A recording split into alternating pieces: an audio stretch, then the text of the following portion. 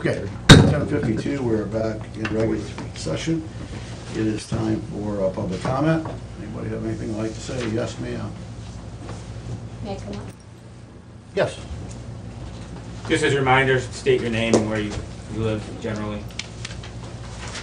Where you live generally? Generally, where you usually live. Don't have for public. I know that Holly had a question about how other counties had felt that had rescinded the AEZ. Is that correct, Holly? You wanted to know how other counties felt, if they were sorry for rescinding the AEZ, regretful? Yeah, I had asked that question. Okay. I don't believe that I got any reply back from that individual. Maybe somebody else who read all the public records requests they've gotten from us. Sure. So I don't remember, it's been long enough ago, but I don't believe she ever answered that question. Okay.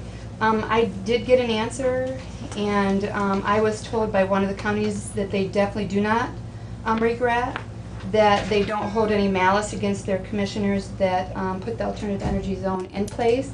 They feel, and they felt comfortable saying this on their behalf, that the reason why they had signed the AEZ when they had was because of the recession, that it was a different time, and that they were scrambling to get some kind of economical foothold for their county. So that's why they felt that way. After putting in a turbine project, they didn't feel that there was much truth to what was said by the turbine company, and that they felt comfortable saying that they had been lied to after the fact of having the turbines put in. They felt that it was a good move. They felt that it was important to listen to their trustees and their community. I did look to see, and you can correct me if I'm wrong, because I tried hard to give good factual information, but out of the operational turbine counties, 2 of those have rescinded. One of them rescinded 2.5 years after they put it into play, one 5 years after. Paulding County has several operational turbine projects. But for Paulding County, if you were to take Paulding County and add in Hardin County, if you took both of those counties together and you added up their people per square mile, they would be just over what Seneca County is. If you added up their homes for Paulding and then also Harding, you'd be just over what Seneca County is. So in comparison, we are very, very populated. When they did rescind their AEZ, it was a 3-0 vote. That's Van Wert you're talking about, recent date. Yes. And the reason why they did it was because they felt they wanted more township trustees to be able to have a say in the negotiation. Let's see here. A comment was made by one of the trustees that said if you're going to build something on your property, you are subject to a tax assessment. Real property taxes are assessed on all land, buildings, and structures. If the property owner would choose to build a windmill, they would be taxed on its full value.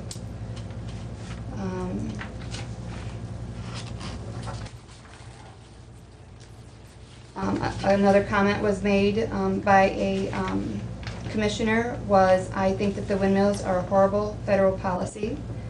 And they commented that if you are a pro-wind crowd, I would advise against trying to pressure us to force windmills onto the population that do not want them.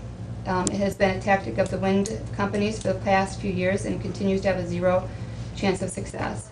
Replace lecturing with negotiation. The antics are well aware of the reasons to build these things and are not convinced. Perhaps you can pay their electric bills to win some support, and perhaps there is no way to win support, but if the majority of people in a zone for proposed wind farm cannot be convinced to accept a tax plan, then somebody will need to explain why it should be forced on them or the objection, because that is really the only thing that has been proposed to date. Let me get other comments here. want to finish up. if you Okay. can. I had contacted the 88 counties, and of them, there are some that have projects that don't have the AEZ that are in fights.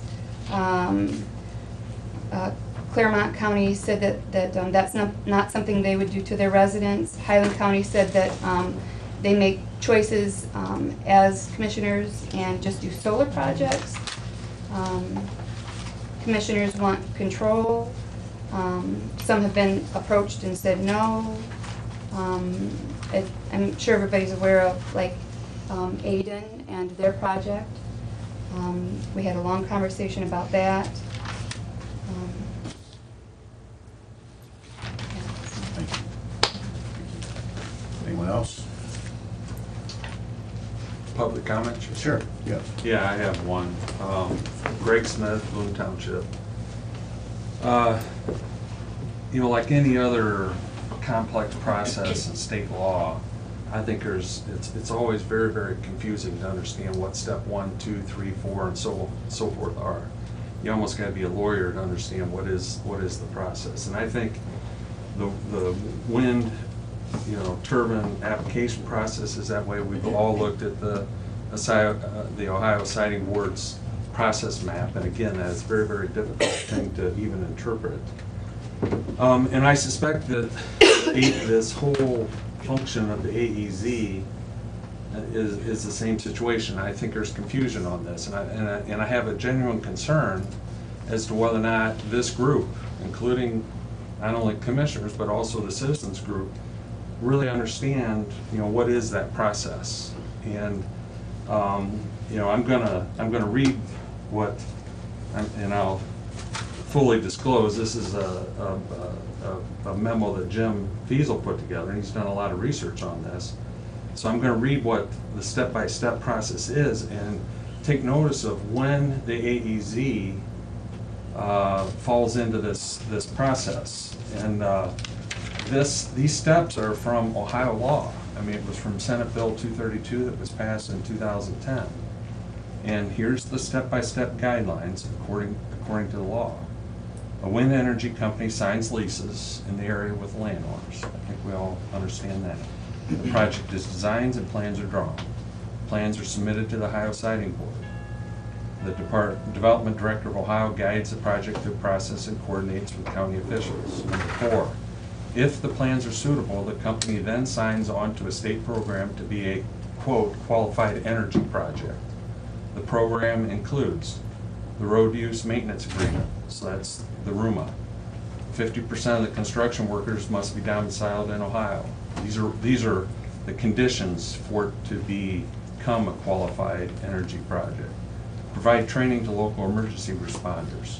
Offer to sell power to local utilities as required by state law. Provide internships for career and alternate energy at local schools. So those are the steps to become a qualified energy project. After signing on as a qualified... Let me just insert one thing there. That does not include being an AEZ at that point. I'm Those getting to things that. are all That's necessary before. prior to that. That's Okay. the point I'm trying to make, Mike. Okay. And after signing on as a qualified energy project, the project comes to the county and asks to be granted a pilot tax break, or payment in lieu of taxes, instead of paying normal tangible personal property, which would be taxed at a much higher rate. The county then has 30 days to approve or reject the use of pilot. Okay? Now, the fact that we are an AEZ, the only effect that has on the process I just read is it doesn't come to the county for approval. It's automatically approved from, before the company ever even, it doesn't have to come to the county for you guys to say yay or nay. And so when we talk about the, protection for the county, the safety's built into it. The way I read the law is the road use maintenance, the training, the domiciled employees, all that stuff would happen anyhow as part of the application process and does not require an AEZ. So I guess this is, again, Jim's interpretation. I can't personally vouch for it, but alls I can say is it just seems like the sequence or the steps would suggest that whether you're in the AEZ or not, especially if you're not in the AEZ, I don't know that it stops anything from happening here. So my question to the commissioners is, given this complex, confusing, process, is it worth getting a third-party opinion or some advice as to how this thing really works before we just assume as a group that it works this way or that way, when I really question if we know what we're talking about? That's my question to the commission. Is it worth getting, whether it's Prosecutor Devine looking at this or somebody to give us some advice as to whether or not this interpretation is correct or not? Because I personally don't see what the AEZ does for us. Everything that we've talked about in terms of the safeties, the protection, I forget what term was used, Holly, that you've used in the past, the protection for the county. I think it all happens anyhow. And without the AEZ, it would just come to the county, do you want to approve this deal or not? What I like about that is that's local control, whereas now, the fact we're in the AEZ, we have zero local control, it just happens. So, I don't know, I mean, tell me what I'm wrong about here. I mean, that sure seems like that's the way the law reads. I mean, do you guys know something different that I don't know? And if so, if not, should we get another opinion so we're dealing with facts? That's all I'm suggesting. I just want to make a quick note that But Jim. Jim state- Feasel, Eden Township, all of that has been run past Derek and has been affirmed. Me and Holly met one day in here for an hour and went over that.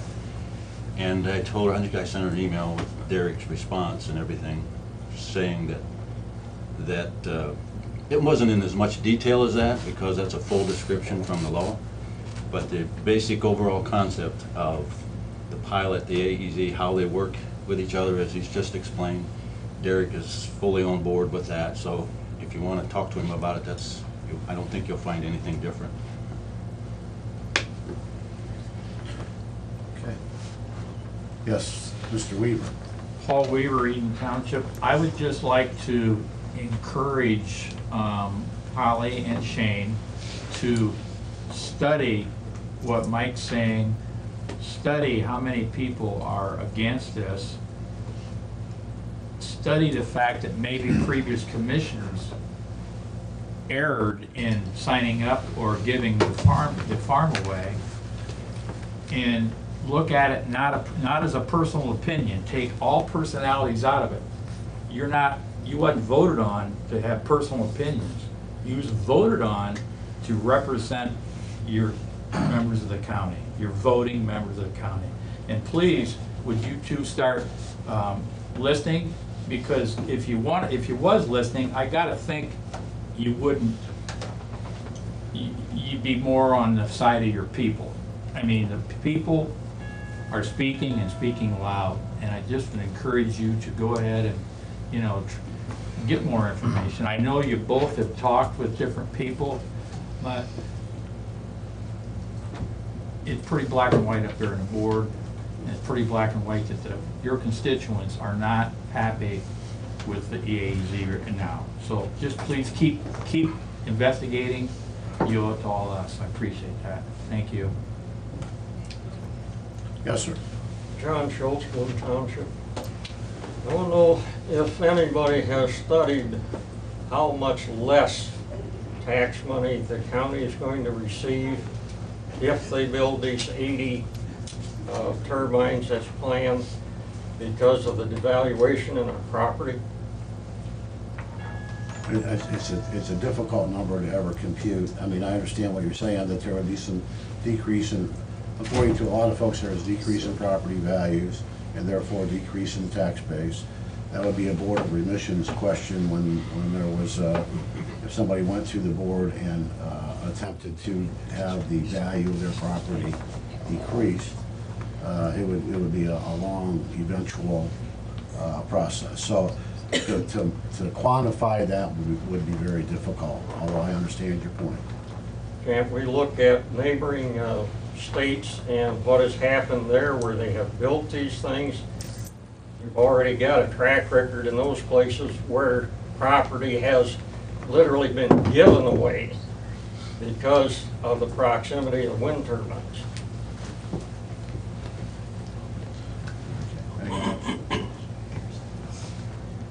Mr. Thompson? Yeah, Gene Thompson. I think there's like some anxiety in the room and all around the county as far as how far is all this gonna go. Like right now, I think the two commissioners are pretty committed to wind. You're pro-wind, I think it's safe to say. So I would ask, we are teed up to build 143 turbines right now. How far would you like to see this go? Is there a limit? Would you like to see the whole county covered with turbines, or do you want to stop at 143, or what are your thoughts on your future desires? How far do you want to take this? Yeah, that's an interesting question, Gene, because, I'm not, an expert on how these wind turbines can be placed. S-Power is having some open house coming up soon, so I would encourage you to go and talk to them, because, they're energy wind experts. But what I would suggest to you to consider is, and Greg knows this, he's looked at the maps very intently, there are only so many spots in Seneca County that are prime for placement of a turbine. And there's not a lot of room for infill unless additional property owners sign up. They have to daisy wheel these turbines together, as you know. They have to be set back from properties. There has to be bird studies, noise studies, and there has to be adequate wind. So if you take all those parameters and you look at the Republic wind map and you look at the Seneca wind map, if there was additional real estate being signed in those project areas by property owners, they'd have a pin on it. So I would suggest that you talk to those companies and say, how much more land infill could happen, because we talk about local control, and there's no more local control than the person signing the lease. Well, let me rephrase my question. They're actively buying leases anywhere they can buy a lease. They're not going to stop. They're in the business of building turbines. Is there a point where you would say enough's enough? I haven't contemplated that. Well, that's something right after. About 1,000 of them that got proposed for Lake Erie. That's not our issue. There are more than a few countries that have put moratoriums on them. There are several states. There are hundreds of counties. We don't know how many people in our county are opposed to them, but there's a bunch. You're in a key position to either advance this project or retard the project. And you, as of now, you're not sure where you're going with it. But until you decide, the door's wide open, the welcome mat's out there, and they're gonna keep coming at us. For all you know, they may be on par to build 900 turbines in this county. I'd say, let's not wait till that happens. Thanks, Chief. My name is Sandy Kennard. Can you speak up, please? My name is Sandy Kennard. We live in Attica. My husband and I moved from Willard to Attica, to the country, because it's beautiful. We wanted to be in the quiet country. We're retired. How would you like to sit on your front porch and listen to ticking, lights blinking, the birds falling? Even our president spoke against it. I mean, we enjoy where we live until this come about.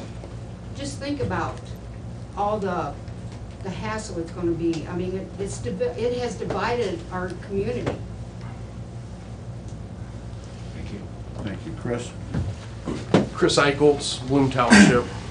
To Shane, to kind of piggyback on that, there is, and you can find out online on the recorder's land records, Apex is signing up people for another project. It's Emerson is the name of it. So there is another project that they want to eventually build. And also recently Apex has purchased the rights to another project over by Bloom Township, which is Honey Creek Lane. So yes, it is fact that they are going to try to expand on what they've got going so far. I mean, that's fact. Otherwise, they wouldn't be spending the money on those leases.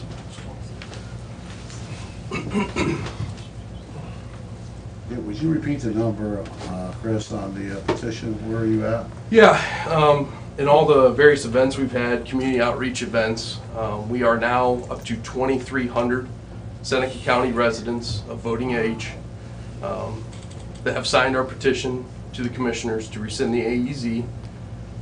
And we'll continue having people sign that. I don't know if it's doing any good.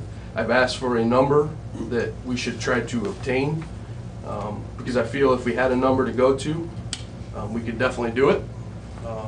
It's kind of a thing that we're not going door to door or anything. We really haven't had a mass system of going door to door, which we could implement at any time with the amount of volunteers we have. So this is kind of just as people come to our events and people come to our tent, they sign. If we had a number, I think that would be interesting to shoot for because I think we could hit that. Yes, ma'am. Shelley Smith, Reed Township.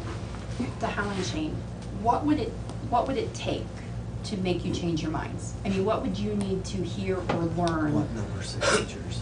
Yeah, what number, what any of that? What would make you take time to take another look to change your mind? I think I've carefully weighed all the information that's been presented to me, so So you're not going to change your mind? I'm going to change my mind. Holly? Everything, we weighed the information. The number of the things that came to us was in the state's hand, not in our hands to begin with. Okay. So the people in the county aren't the importance, the main character. And I'm not saying this as a personal thing, I'm saying it as a commissioner. There's a misunderstanding here, right? That there's only anti-wind people. And you have to understand that we also hear from people who want this to develop frequently. It's not infrequent. And so, there is a balanced perspective across the county on this. And I understand also that it's very easy to be angry at your commissioner because we're here. But quite frankly, this is state law. This is an Ohio Siting Board process. And the private landowners and the private company are doing this project under existing law. I understand that some of you may not like that, and that it may be not to your liking, and that there may be federal policies that you don't agree with. And I understand that you're here, and we're here, and you can reach us. And I value that input. But this is a state of Ohio process, and I think we need to be prepared to have this conversation with the Ohio Siting Board. Jim? Just one point on that, Shane. This whole thing sits in the laps of the commissioners. You think it does not because you choose to take yourself out of it. But you are there because of this AEZ, which you could rescind before we step out of this room. Take responsibility for what the state law puts on you. If we don't continue to perpetuate that myth, Jim, you're doing That a is disservice. absolutely true, You're doing Shane. a disservice to your neighbors. That is absolutely true, Shane. Tell me where I'm wrong with that, Shane. You're wrong. Tell me how I'm wrong with that statement. Cite, where's he wrong? Cite where he's wrong. These pulled it right projects from are the- accepted under the current AEZ. Do you have the Okay. certificate that proves that? There's a certificate that comes with that. I'd like to see the certificate. I've asked, and nobody has it. Where's the certificate? Nobody has it. How do you know that it's accepted? Mike, do you want to take that? I don't know whether there's a... County prosecutor doesn't know anything about it. No such certificate. My point was to future projects, not these two anyway. I wasn't debating that point. Okay, fair. Last comment. All right, another thing that I think is probably horribly wrong with this whole situation is the number of people in favor as opposed to the people that are against it. We don't know that, but we can put more information out to the public. So, not everybody's retired, not everybody can come to your meeting, not everything that's said in these meetings is made public. So, a lot of the people that live within the city limits don't know very much about this, and they really don't care because it doesn't affect them. You will find, however, that people that live in the townships that are affected are very well informed and they're very motivated. So I would maybe make a suggestion that the commissioners put together a letter in an attempt to inform everybody in the county, post it in the paper, put down your thoughts as to what you're doing, why you're doing it, where you want this whole project to go, so more people have an opportunity to see your thought processes. Be more vocal, be more transparent. That might help. It might help bring out more opposition, it might bring more support to you, you don't know. It can't hurt. Thank you. That's it. The comments are over with for the day. 11:19, we're adjourned.